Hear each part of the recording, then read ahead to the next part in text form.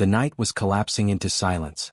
Not the gentle silence of peace, but the heavy, suffocating stillness that comes only after gunfire has burned itself out and the dead have stopped moving. Somewhere in the darkness of occupied Europe, the wind dragged across shattered stone and torn canvas. Smoke hung low, bitter and metallic, clinging to ruined buildings like a final breath. A single figure stood surrounded. His rifle had been torn from his hands. His helmet lay broken at his feet. German voices pressed in from every direction, sharp, disciplined, confident. He was captured. Or so they believed. The man did not plead. He did not lower his eyes. He did not tremble. He laughed. Not loudly. Not wildly. Just enough. Enough to confuse them. Enough to anger them. Enough to make one officer step closer and ask in clipped German what exactly he found so amusing. What followed would take less than 1 minute. 45 seconds, measured later by those who survived. When it was over, 21 German soldiers would lie dead or dying. Weapons scattered. Orders unfinished. A position thought secure reduced to chaos by a single man who refused to accept captivity as fate. This is not a legend. This is not folklore. This is not a story polished by time into myth. This happened. And the man at its center was not a general. Not a strategist behind a map table. Not a decorated hero at the start of the war. He was a private. His name was Leo Major. Europe, 1944. The war had entered its most brutal phase. The Allies had landed in Normandy months earlier, tearing open Hitler's Atlantic Wall at staggering cost. France was no longer merely occupied, it was a battlefield in motion. Towns changed hands in days. Roads were choked with refugees, armor, wreckage, and bodies that would never be counted.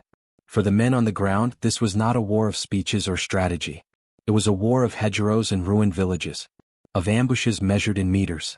Of life and death decided in seconds. And Leo Major was exactly the kind of soldier this war created and required.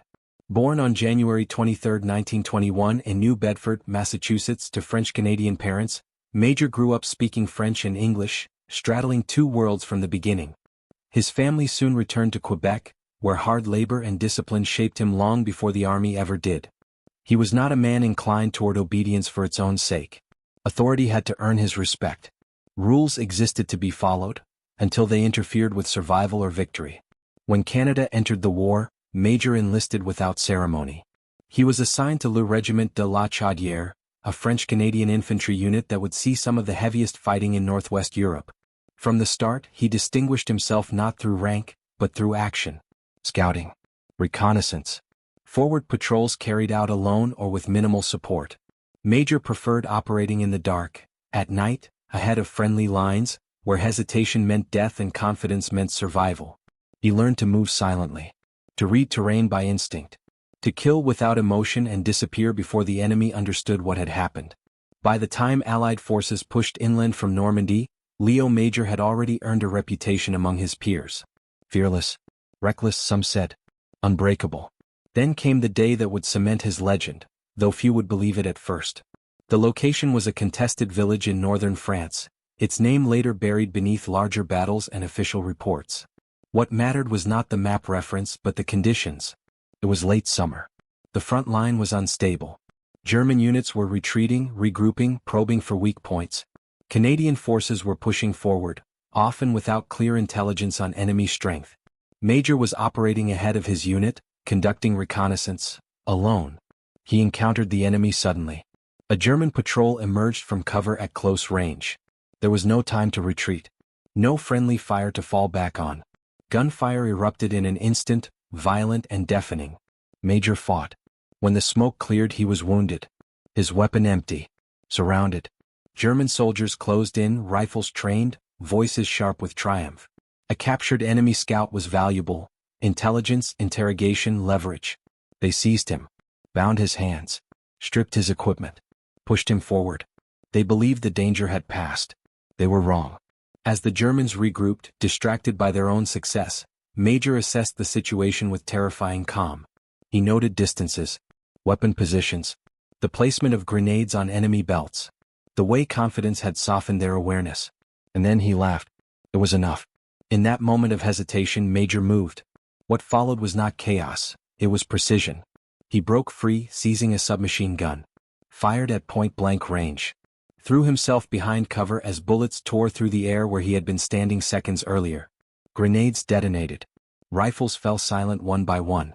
Men shouted orders that never reached completion. In 45 seconds the patrol was destroyed. 21 German soldiers were dead.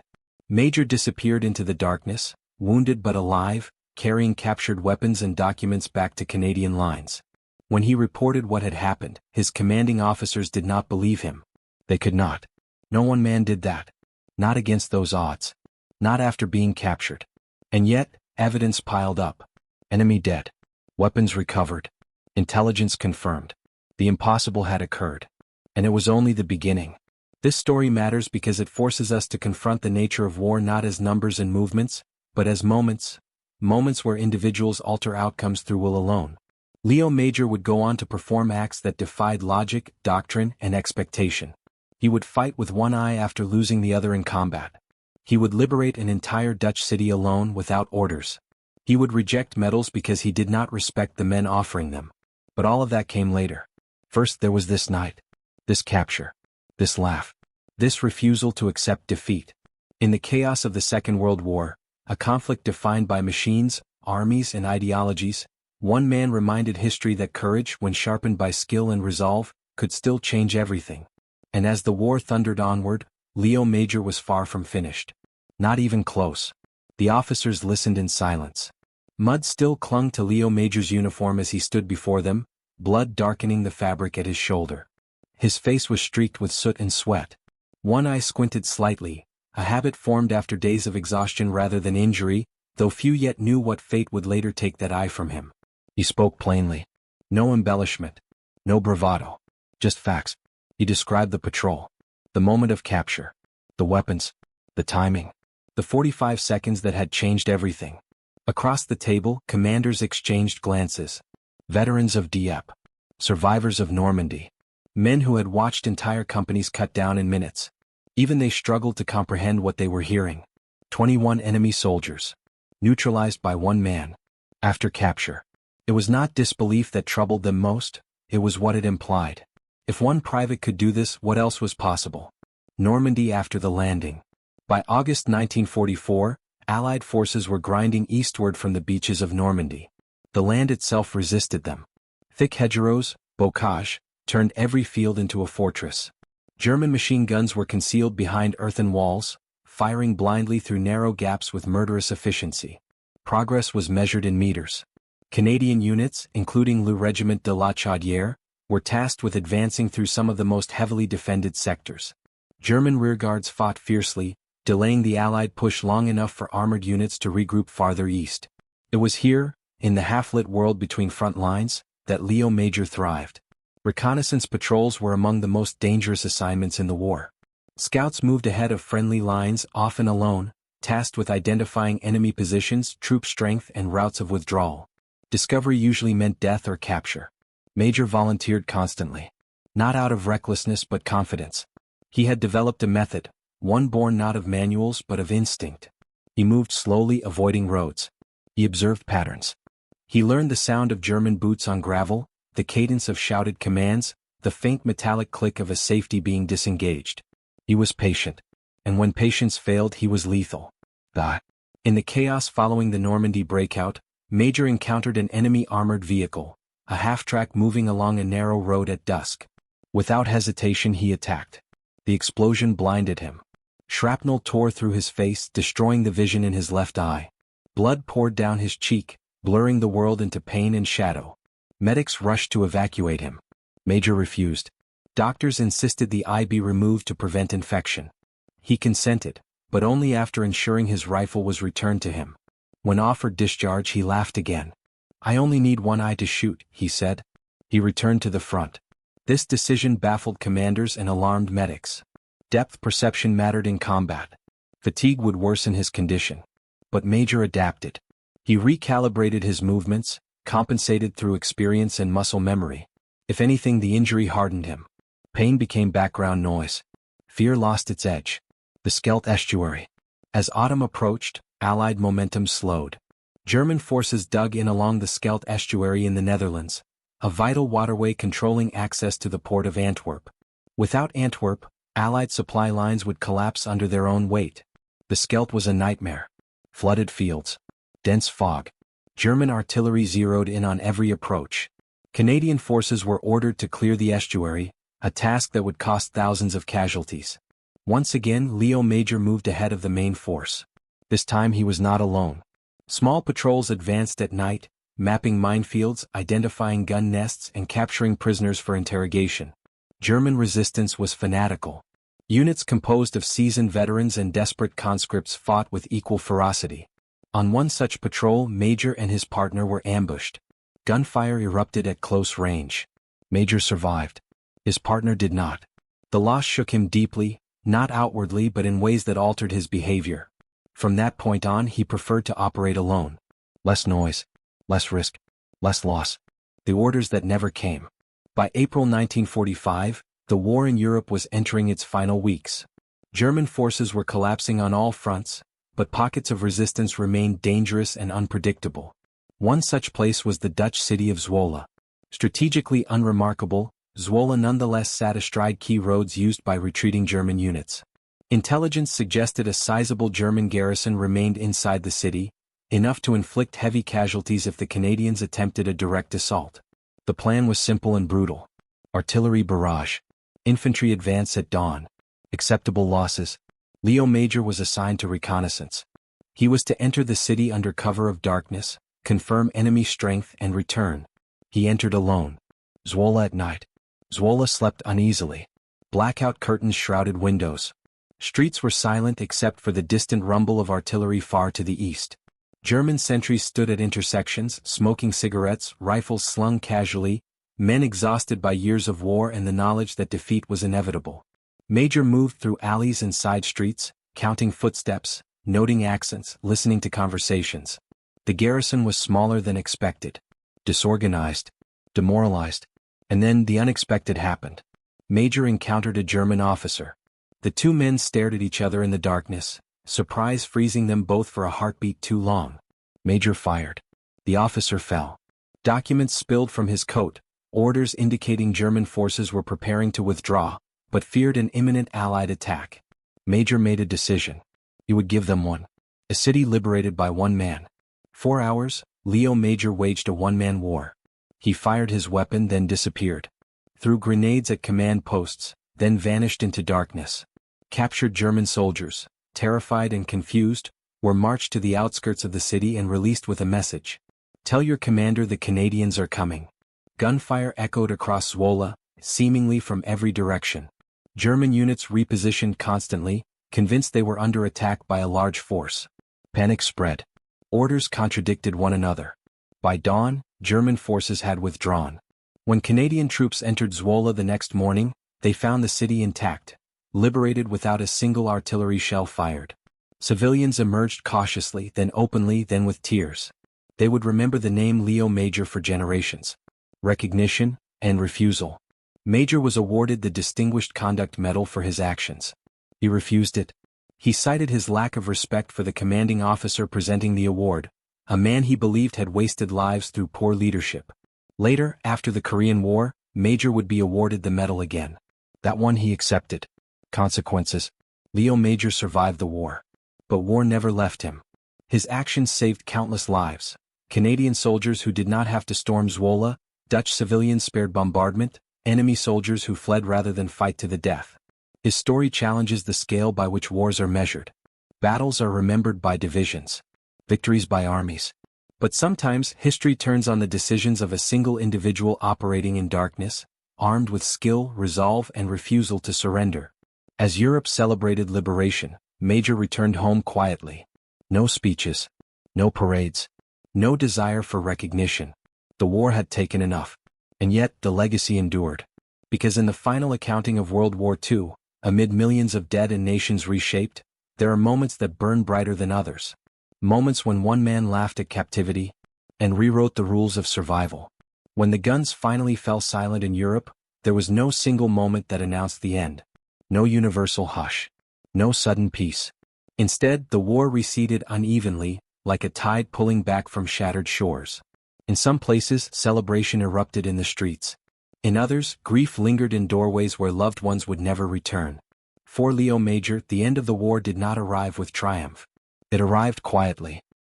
He walked away from the front lines as he had lived upon them, without ceremony, without expectation of praise, and without any desire to be remembered as something more than a soldier who did what needed to be done.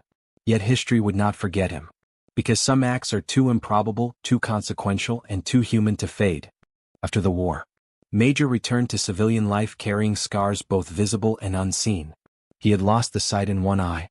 He carried fragments of metal in his body for decades.